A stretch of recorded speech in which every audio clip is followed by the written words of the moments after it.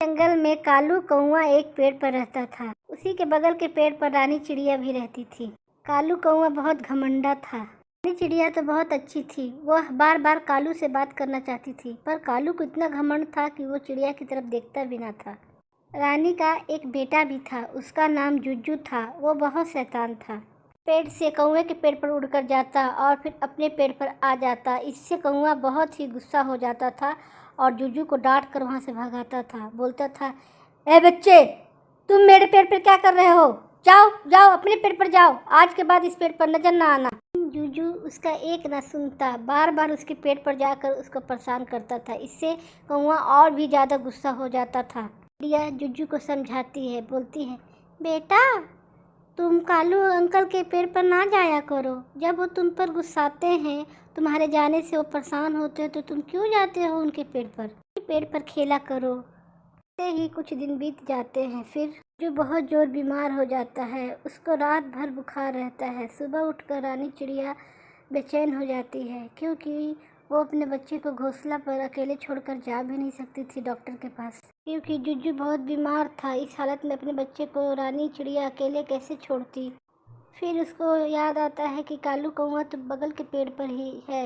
या कालू कौए के घोंसले पर जाती है और बोलती है, कालू भैया, मेरा जुज्जू बहुत बीमार है और मैं उसे अकेले छोड़ के डॉक्टर के पास नहीं जा सकती। आप उसके पास थोड़ा सा बैठ जाइए और मैं डॉक्टर बुला कर ले आती हूँ।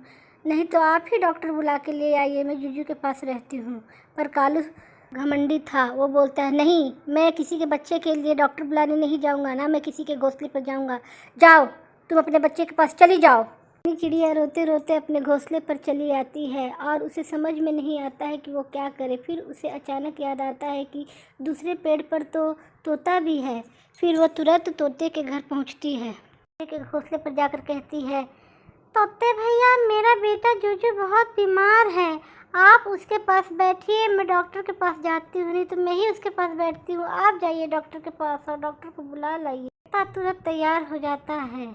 हॉस्पिटल पहुंचकर तोता चील डॉक्टर को देखता है और बोलता है, चील डॉक्टर साहब, रानी चिड़िया का बेटा जुजू बहुत बीमार है, आप जल्दी मेरे साथ उसके घोंसले पर चलिए और उसके बेटे को देखिए। डॉक्टर रानी के घोंसले पर तोते के साथ जाता है और बोलता है, रानी, कहाँ है जुजू, क्या हुआ है उसे? और इतना कहकर जुजू को देखने लगता है। अच्छा दवाई निकाल कर रानी चिड़िया को देकर बोलता है, रानी, ये जुजू को 2 खुराक दवाई खाना खाने के बाद दे देना, यह सुबह तक बिल्कुल ठीक हो जाएगा। इतना कहकर चील वहाँ से चला जाता है। चिड़िया तोते का शुक्रिया अदा करती है। फिर तोता भी अपने घोंसले पर लौट आता है। होता है और जुजू बिल्कुल ठीक ठाक हो जाता है। रानी चिड़िया बहुत खुश हो जाती है और खुशी खुशी आहार लेने चली जाती है।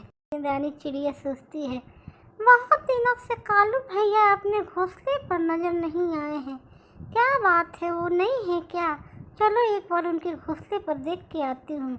इतना सोचकर रानी चिड़िया कालू के घोंसले पर चली जाती है, तो क्या देखती है कि कालू अपने घोंसले में बेहोश पड़ा हुआ है। रानी चिड़िया अस्पताल जाती है और चील डॉक्टर से बोलती है, डॉक्टर डॉक्टर, चलिए ना, कालू बहुत बीमार है, वो अपने घोंसले पर बेहोश पड़ा है, चलिए चल के देख लीजिए। डॉक्टर चील रानी चिड़िया के साथ कालू के घोंसले पर जाता है और उसका मुआयना करता है और 2 घूंट दवाई के उसके मुंह में डालता है और कालू तुरंत उठकर बैठ जाता है।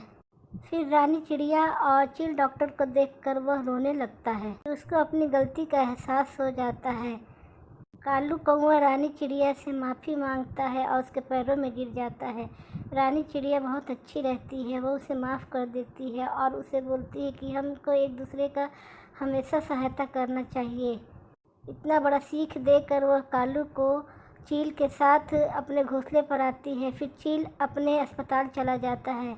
इस तरह फिर कौआ को अपना एहसास होता है और जुजू और रानी चिड़िया के साथ मिलजुल कर रहने लगता है।